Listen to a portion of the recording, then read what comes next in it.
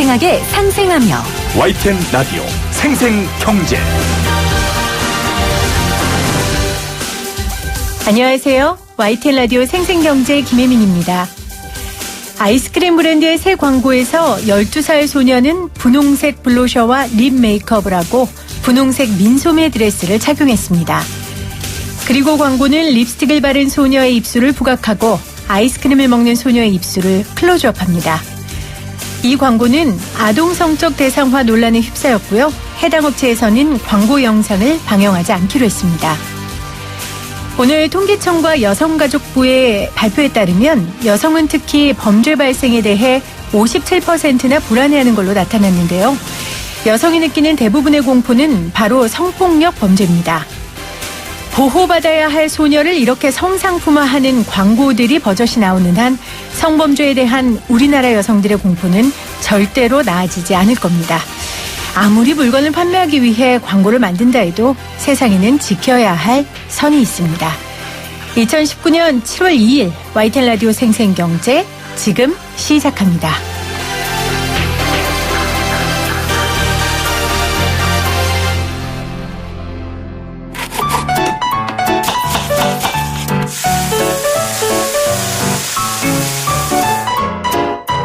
가장 맛있고 싼 제철 식품은 무엇인지 한 주간 재래시장과 대형마트의 생생한 물가 정보를 살펴보는 시간, 장바구니 생생물가입니다.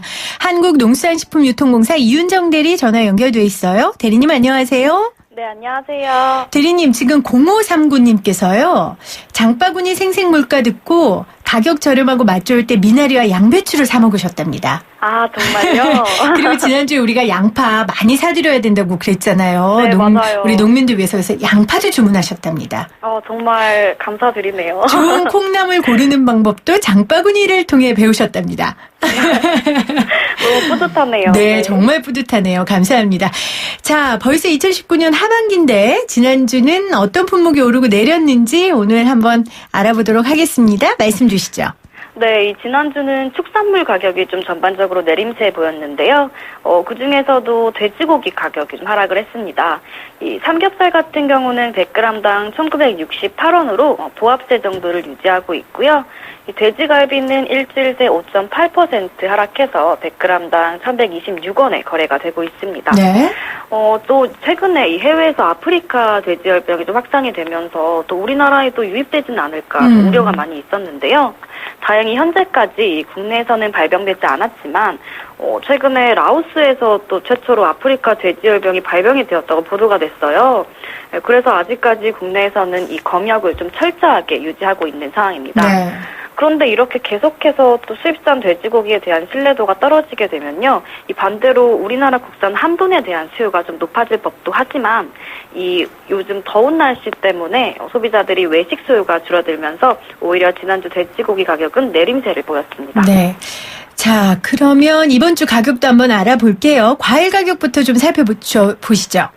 네, 이번 주는 과일 가격은 좀 오르겠습니다. 네. 이 작년에 저장해 놓은 배 물량 자체가 좀 워낙 부족하다 보니까 지금 시장 내 재고량이 부족한 상태예요.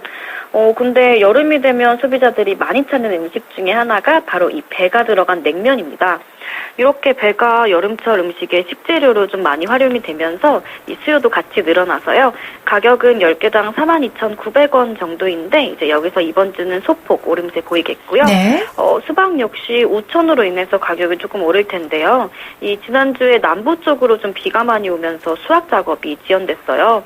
그래서 상품 기준이 이제 수박 1개당 10kg 정도 무게인데 지난주 가격인 17,640원에서 이번 주는 물량이 좀 부족해지면서 일시적으로 가격이 좀 오르겠습니다. 네, 요즘 감자가 제철인데 정말 그래서 그런지 감자가 너무 맛있더라고요. 이 가격은 어떻게 됩니까? 네, 이 노지 감자가 보통 6월부터 해서 좀 슬슬 나오기 시작할 때가 좀 가격이 안정화가 되는 시기예요. 근데 올해는 기상호조로 인해서 노지 봄 감자 생산량이 좀 평년 대비 15%나 증가를 했는데요. 그래서 출하 물량은 좀 넉넉한 편입니다. 이 감자가 근데 워낙 수요가 꾸준한 품목이다 보니까 이번 주 가격은 오르지도 않고 내리지도 않는 100g당 269원 정도를 유지하겠고요. 네. 이 반면에 감자친구 고구마는 좀 가격이 내리겠습니다. 알려드리겠습니다. 네. 산지에서 출하되는 고구마는 꾸준한데 이제 이렇게 덥고 습한 날씨에 고구마는 좀 보관이 쉬운 품목은 아니에요.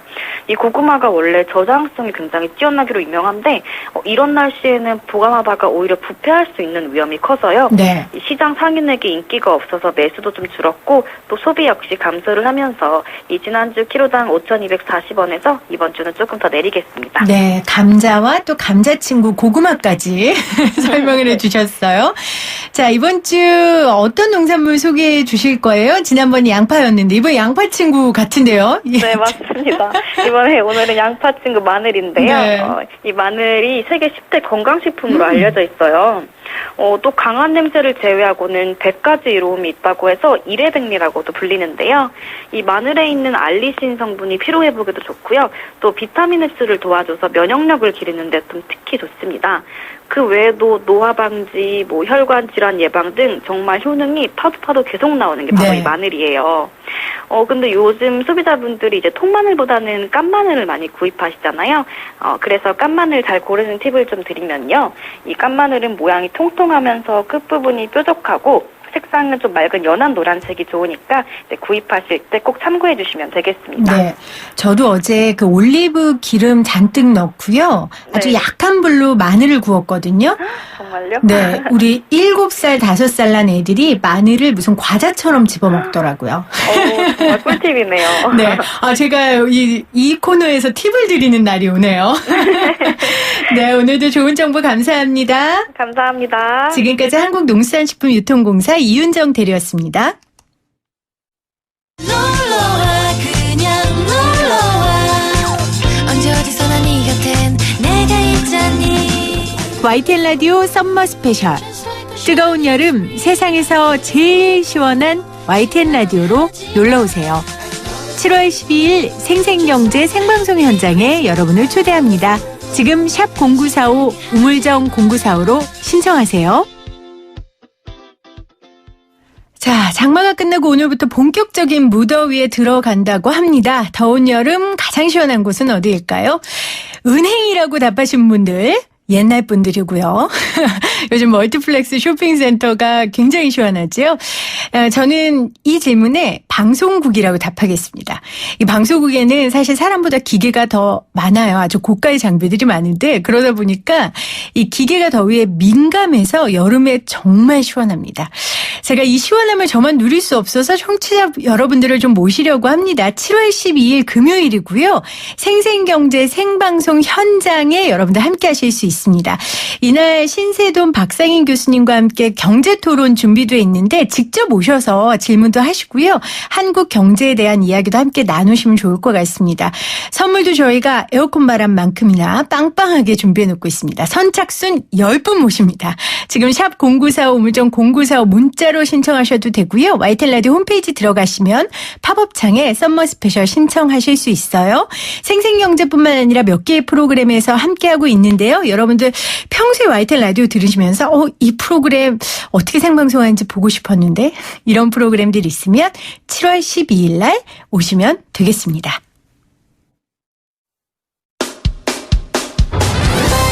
쉽다, 재미있다, 어라? 무슨 말인지 이해가 간다.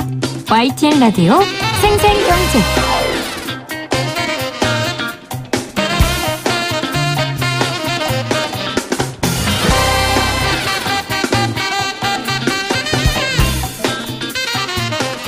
오늘 가장 뜨거운 경제 뉴스를 제일 생생하게 전해드리는 시간입니다.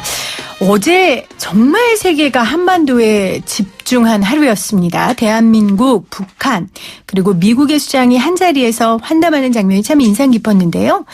그런데 어제 이 광경을 보고 한 사람이 굉장히 당황스러워하고 배 아파했다는 소문이 자자합니다. 바로 일본의 아베 총리입니다. G20 치르느라 돈은 일본이 많이 냈는데 G20 회담은 묻히고 어제 만남만 남았으니 그럴만도 합니다. 그 복수도 아니고 말이에요. 오늘 일본 정부가 세계 반도체 소재 3개 품목의 한국 수출 규제를 발표했습니다. 생생경제의 반도체 선생이십니다. 하나금융경영연구소의 이주환 연구위원 함께 이야기 나눠볼게요. 안녕하세요. 네, 안녕하십니까. 네. 이주환입니다. 위원님 어떻게 맞아요? 에 대한 복수로 지금 일본이 이러는 거예요? 아니죠? 그렇게 얘기하기에는 너무 네. 비약적인 것 같고 네. 사실은 저희 대법원에서 징용 배상 판결 난 후부터 계속 사실은 뉘앙스는 풍겨왔어요. 어떤 형태로든지 보복을 하겠다라는 그런 얘기가 있었고 지금 대법원 판결은 그 강제징용 피해자와 관련된 일본 기업들이 네. 배상을 해야 된다는 네. 거였고 네. 일본에서는 이제 그것을 승복하지 않는 분위기고 정부 차원에서 사실은 거기다 반발을 하고 있는 상황인데 이제 그 시점이 왜 하필이면 어제였냐에 대해서는 사실은 좀 저희가 퀘스천 마크 얘기는 하지만 맞다니까요. 제 말이. 어제 그래도 제가 휴일인데 쉬다가 네. 많은 전화와 방송 출연 요청이 지금 쇄도하고 있습니다. 그러니까 8개월 전에 지금 우리나라 한국 법원에서 이제 판결을 한 거죠. 강제징용 피해자 관련해서 배상해라. 네, 그렇죠. 그래서 계속 뭔가 나올 것 같은데 했는데 이제 오늘 나온 거예요. 자, 그 내용을 좀 자세히 살펴보도록 하겠습니다. 수출 금지 품목이 생겼다는데 이거 너무 어려워요. 플루오린 폴리이미드와 고진도 불화소수 리지스트. 이거 뭡니까? 이게 사실 우리 김혜인 PD님이 항상 이 시간에 좀 쉽게 일반인들을 위한 설명을 좀 저한테 요청을 했었는데 네. 이게 이렇게 용어 나오기 시작하면 어떻게 쉽게 할 수 있는 방법이 없어서 그래도 하실 수 있어요. 우리 위원님은. 그래서 일단 이 앞에 있는 플로린 폴리이미드라는 거는 이 별명이 있는데 이거는 뭐 접을 수 있는 유리 이런 식으로 해서 이게 사실은 유리는 아니고 네. 고분자 물질인데 굉장히 유리 같은 굉장히 좋은 특성도 가지고 있으면서 이게 사실 플라스틱의 일종이에요. 그래서 플라스틱의 장점이 약간 휘일 수 있는 건데 네. 특히 얘는 좀 잘 휘어지는 특성이 있으면서도 경도도 좋고 해서 디스플레이의 표면에 쓰기에 아주 적합한 그리고 특히 플렉서블 디스플레이에 이 물질들을 최근에 많이 사용을 하고 있고요. 네. 그다음에 나머지 고순도 불화소수랑 레지스트라는 거는 반도체 공정에 필수적으로 사용되는 물질인데 반도체 공정이 보면 노광이라는 그러니까 포토라고도 하는 그런 공정이 있고 그다음에 어떤 구조를 만들기 위한 식각이라는 공정이 있어요. 네. 영어에서 엣치라는 말을 쓰는데 그중에서 이 리지스트라는 거는 포토 공정에 필수적으로 쓰는 어떤 배리어 같은 역할을 해주는 거고요. 그다음에 불화수소는 실질적인 식각을 할 때 그 케미컬로 사용되는 거라서 이 두 물질은 어떤 구조를 형성하는 데 있어서 반드시 들어가는데 한두 공정이 아니라 수십 번 네. 반복해서 들어가야 되는 물질들입니다. 그러니까 반도체와 디스플레이 분야의 핵심 소재인데 지금 이 물질이 일본이 거의 70% 이상을 점유하고 있다고요? 세계 시장에. 사실은 이 물질뿐만 아니라 우리 IT 쪽에 들어간 소재 쪽은 네. 이전부터 일본이 가장 강세였었고 그래서 부품이나 소재 쪽 가면 일본이 시장 점유율이 대부분 70-80%에서 90% 100% 되는 물질들도 있고요. 그래서 사실은 저희들도 일부는 국산화는 되어 있어요. 이 물질들이 분명히 생산하는 업체들이 있는 걸로 알고 네. 있는데 문제는 그 회사들이 그렇게 큰 대기업들이 아니다 보니까 그 기업들을 통해서 국내 업체들이 도달할 수 있는 물량은 한도가 있을 것 같고 만약 일본에서 정말로 완전히 금출이 된다고 하면 그 대체할 수 있는 기업을 찾는 곳이 그렇게 만만치는 않아서 시간이 좀 상당히 지연될 수가 있죠. 그러게요. 금출을 한다고 하셨는데 그럼 아예 지금 못 파는 거예요? 어떻게 되는 거예요? 정확하게는 기억할지 모르겠지만 작년 10월 달에 미국이 중국의 반도체 회사 푸젠젠화한테 제재를 했던 것과 비슷한 건데 네. 그때도 수출을 금지했던 건 아니고 이것을 대해서 수출할 때마다 정부에 신고를 하고 승인을 얻도록 조치를 했던 거였는데 실질적으로 수출이 막혀버렸죠. 그래서 지금 푸젠젠화 같은 경우는 일단 반도체 설비 증설이 중단된 상태로 알고 있는데 네. 지금 일본도 마찬가지예요. 수출을 하지 말라는 건 아니고 이 물질들은 군사적으로도 사용될 수 있는 품목이기 때문에 어떻게 보면 전략적인 물질인데 그래서 어떻게 보면은 정상적으로는 정부의 승인을 받는 게 맞지만 네. 한 몇십 개의 우호 국가에 대해서는 그런 것들을 면제해줬던 거죠. 지금까지. 그러니까 면제를 해서 네. 그냥 패스트트랙 같이 했던 건데 이제는 정상적으로 너네 모든 절차를 밟아서 수출을 하라라는 의미인 거고요. 근데 제가 알기로는 그게 통상 길게는 3개월 정도 걸린다고 하니까 절차에 그리고 사실은 그러면 3개월만 지연되면 그 후부터는 정상적으로 될 것이냐가 사실 궁금한데 그렇죠. 이거는 정부가 승인을 해줄 건지 안 해줄 건지는 우리가 지금 예단할 수가 없어서 첫 번째로 일본의 이 소재 업체들이 한국에 수출하겠다고 신청을 했을 때 정부가 어떤 판결을 내리냐에 따라서 그 시금석이 될 수 있을 것 같습니다. 반도체가 우리 대표적인 먹거리라는 건 뭐 우리 모두 다 아는 사실이고요. 근데 지금 이 먹거리를 만드는데 아주 핵심적인 기술을 90일 동안이나 기간이 어떻게 보면 없던 기간이 늘어난 거잖아요. 그렇죠. 이러다 보면은 관련 사업이 위축될 수밖에 없을 것 같은데 이게 그 미국과 중국 사이의 화웨이 제재보다 센 겁니까? 뭐 절대적인 비교하기는 좀 힘들겠지만요. 그러니까 우리가 받는 피해를 말씀하시는 건지 아니면 중국이 받는 피해를 말씀하시는 건지. 미국과 중국하고 화웨이 제재를 했을 때 이 대상국인 이 둘이 받는 정도랑 화웨이 쪽에서 받는 네, 네. 그리고 지금 일본과 우리하고 있을 때 우리가 받는 정도랑요. 그렇게 비교하면 사실은 조금 다르긴 한데 화웨이 쪽이 좀 더 크다고 생각은 네, 되고요. 네. 왜냐하면 거기는 아예 미국의 모든 기업들이 화웨이와 거래 자체를 그렇죠. 금지시켰기 때문에 네. 살 수도 팔 수도 없는 거기 때문에 우리 같은 경우는 사실은 완전히 금지는 아직은 아니어서 과연 3개월이라는 그 시간이 더 프로세스가 길어지는 페널티만 있는 건지 아니면 막상 승인조차도 안 해줄지에 따라서 그건 저희가 달라지는군요. 예단할 수가 없어서 달라지고 그리고 사실은 저희들이 이제 그 사이에 사실은 기간 동안에 저희들이 다른 공급처들 물색할 수 있는 어떤 여진이 있는 거죠. 근데 아까 말씀하신 것처럼 공급처 물색하는 게 쉽지 않을 쉽지는 않아요. 것 같아요. 네. 지금 제 생각에는 기업들이 선택할 수 있는 거는 일단 국내 업체들의 좀 증설을 빨리 독려를 해서 물량을 늘리는 방법이 하나 있을 것 같은데 새로운 공장을 짓는다는 게 뭐 한두 주에 되는 건 아니기 때문에 그것도 시간이 많이 걸리는 거고 네. 일본과 한국 말고도 사실은 이런 케미칼을 만드는 회사들은 미국, 유럽 쪽에도 있기 때문에 그래서 그것을 구매하는 건 문제가 없을 텐데 문제는 반도체나 디스플레이 같은 이런 미세한 공정들은 똑같은 성분의 물질이라 하더라도 회사가 바뀌면 그렇죠. 검증하는 걸 굉장히 까다로운 절차들을 거쳐야 돼요. 그렇죠. 그러면 실제로 양산 제품에 그것들을 집어넣어서 정상적으로 나오는지를 최종 제품 테스트까지 해봐야 되는데 보통 우리 반도체 같은 경우는 실리콘이 팹인 돼서 팹아웃 될 때까지 2개월이 걸리기 때문에 네.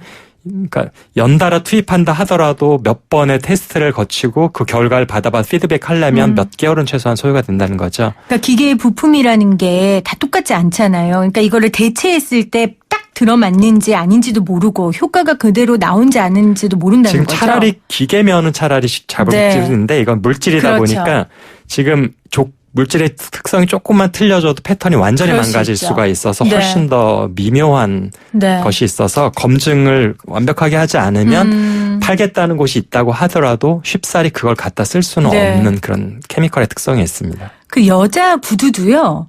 그 굽을 그냥 5cm, 7cm 이걸 그냥 바꾸면 패턴이 다 달라지거든요. 자세가 틀려지고 그럼요. 복장도 달라지고. 아, 그럼요. 네. 그러니까 이게 다 다르기 때문에 오죽하겠어요. 이 반도체는 아주 세심한 그 기술들이 필요한 거고 물질이 필요한 건데 더 할 거라는 생각이 드네요.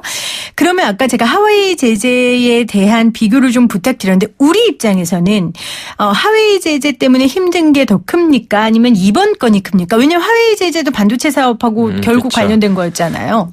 그거는 일단 결론부터 말씀드리면 이번 쪽이 더 큰 타격이 있다고 생각이 되죠. 네. 왜냐하면 화웨이가 제재를 받는 거는 우리 기업 입장에서는 매출이 조금 감소하는 정도의 영향이기 때문에 만들어 놓은 제품을 다른 곳에 어떻게든지 가격만 좀 낮추면 팔 수는 있어요. 왜냐하면 네. 국내 업체들이 만드는 제품 퀄리티가 워낙 좋기 때문에 조금 할인해주면 사겠다는 곳은 많거든요. 그래서 저희들이 충분히 물량을 소화할 수가 있는데 이번에 일본은 같은 경우는 우리가 공급을 받아서 물건을 생산해야 되는 데 그렇네요. 들어가는 거라 이것들을 공급받지 못하면 우리 아예 생산 자체를 못하는 거니까 팔 물건이 없어지는 거라서 이번에 충격이 사실은 훨씬 더 실질적이고 큰 영향이 있다고 봐야 될 것 같습니다. 네.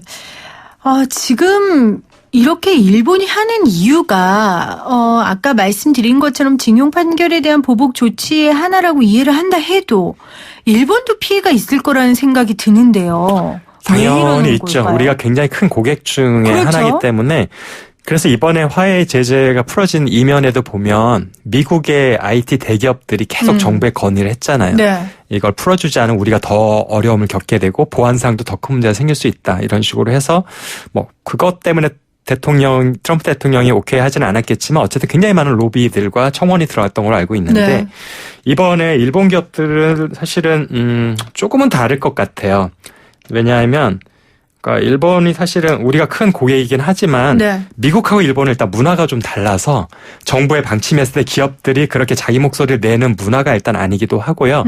그다음에 어떻게 보면 전 세계 반도체 시장 중에 최근에 뭐 메모리가 급등해서 금액으로 말고 실제 수요를 하면은 비메모리가 한 75% 되고 메모리는 25%에 불과한데 네. 실제로 지금 마스크, 포토나 식각 공정이 더 많이 들어가는 건 비메모리 쪽이거든요. 아하. 그러니까 수요가 훨씬 더 많은 게 비메모리 쪽이라 우리 쪽에 못 파는 것들은 미국이나 대만에 있는 비메모리 업체들이나 파운드리 업체한테 팔면 되거든요. 그 전에 뭐 물량이 없어서 못 팔던 것들을 충분히 여유롭게 팔 수도 있기 때문에 일본에 받는 타격은 우리하고 비교하면 굉장히 미미할 것 같습니다. 아, 비빌 언덕이 있는 거네요. 그렇죠. 반도체 시장에서 일단 비메모리가 훨씬 크기 때문에 네, 그렇죠. 발생하는 거죠. 네, 그거는 늘 저희한테 반도체에 대해 알려주실 때마다 우리 위원님께서 강조하셨던 부분인데 걱정이네요. 지금 유튜브 보이는 라디오 창에서도 우리 김미성 님이 일본은 이웃나라지만 갈수록 멀게만 느껴져요 라고 하셨는데 진짜 갈수록 멀리 느껴지는 것 같아요. 왜냐하면은 지금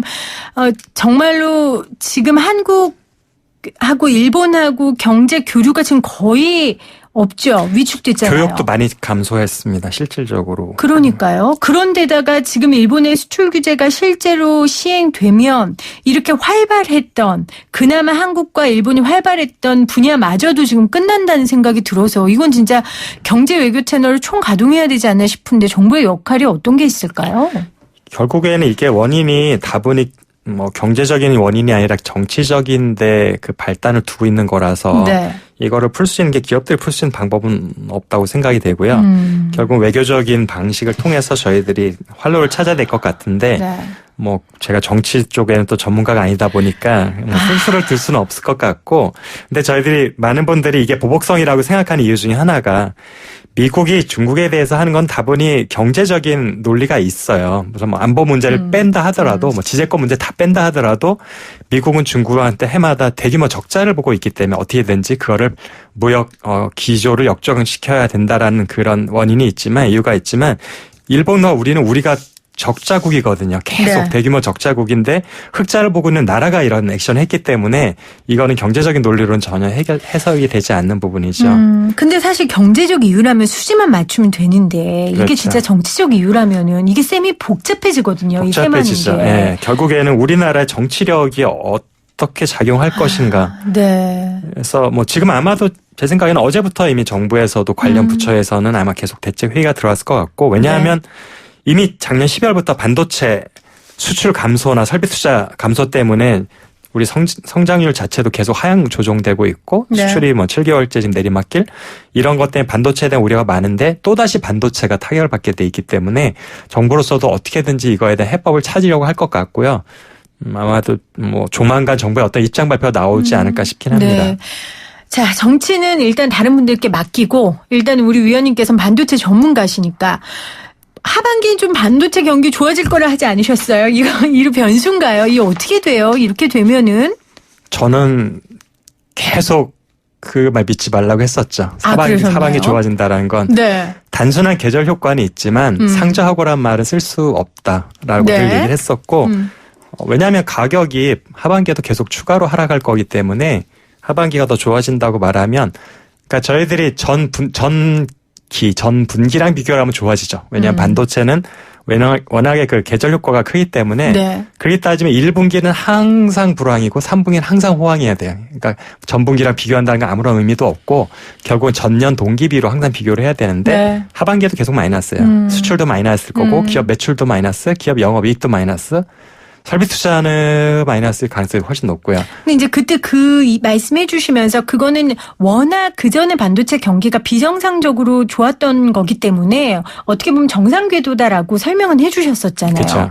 근데 지금 이렇게 일본 진짜 그렇지만 계속 떨어지고 있는 이 경기에 참으로 끼얹은 건데 일본이 어찌됐건 우리 입장에서 계속 떨어질 것만 남은 것 같아서 걱정이거든요. 이게 지금 뭐 반도체가 호황이냐 불황이냐 하는 거는 자체 공급과 수요의 네. 문제 가지고 저희들이 세무를 하면 되는 거였는데 이거는 그 문제가 아니라 뭐 생산할 수 있는 재료를 수급하지 못해서 생산 자체에 차질이 생기는 문제이기 때문에 네.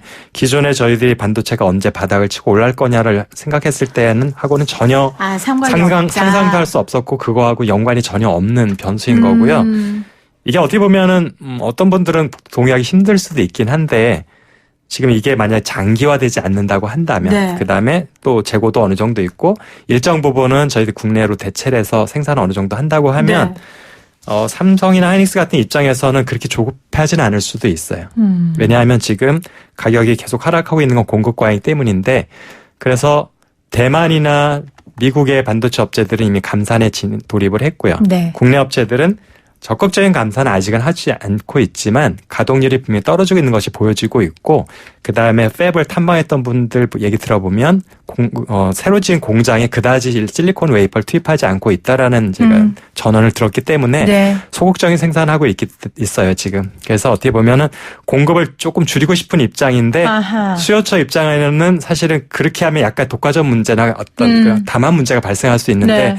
일본이 우리한테 소재를 우리가 팔지 않아서 우리가 공급을 할 수 없다라는 어떤 논리가 하나 생기게 되면 어떻게 본인의 의지에 상관없이 우리는 감산할 수밖에 없다라는 것으로 해서 약간 감산할 수 있는 여지가 생겨서 어떻게 보면 이건 좀 되게 깊게 들어가는 스토리일 수도 있는데 네. 그런 효과도 저는 조금 있을 것 같습니다. 그러니까 지금 어차피 반도체 경기가 계속 떨어지는 건 이제 공급 과잉이 문제인데 그렇죠. 지금 생산 라인에 문제가 생겼기 때문에 오히려 남아 있는 것도 좀 팔고 그리고 재고 좀 처리하고 이럴 수 있는 기회가 될 수도 있다. 이게 어떻게 보면은 지금 그러니까 큰 손이라고 할 수 있는 수요처랑 지금 가격 가지고 굉장히 밀당을 하고 있잖아요. 네. 수요는 좀 더 깎아라 하고 우리 공급자들은 지금 충분히 내려갔다. 더 이상 깎으면 안 된다 할 때 사실 공급에 차질이 생긴다는 얘기가 들리기 시작하면 이전에 더 가격을 깎자고 하던 수요처에서는 태도가 좀 바뀔 수가 있죠. 네. 나중에 못 받을 수가 있기 때문에 그럼 지금 그 가격이라도 빨리 줄 수 있으면 줘라라고 할 수 있어서 어떻게 보면은